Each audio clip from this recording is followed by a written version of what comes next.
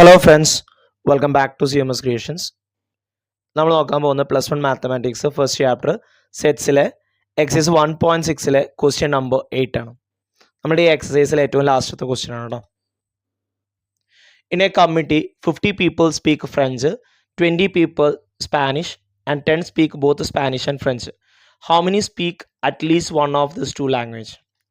ഏതെങ്കിലും ഒരെണ്ണം എന്ന് വരുന്നത് നമുക്ക് ഏതാ വരിക? യൂണിയനാണ് വരിക. French 50 Spanish 20 both Spanish and French 10 ആണ്. അറ്റ്ലീസ്റ്റ് 1 എന്ന് പറയുമ്പോൾ ഇതിൽ ഏതെങ്കിലും ഒരെണ്ണമെങ്കിലും, അപ്പോൾ രണ്ടും ആയ കുഴപ്പമുണ്ടോ? ഇല്ല. അതുകൊണ്ടാണ് F യൂണിയൻ S എന്ന് പറയുന്നത്. നമ്മളുടെ നേരത്തെ നമ്മൾ യൂസ് ചെയ്ത ഇക്വേഷൻ തന്നെ N(F union S) = N(S) + N(S) - N(F intersection S). Value കൊടുക്കുക. 50 + 20 - 10. 50 20 കൂട്ടിയാൽ 70 ആണ്.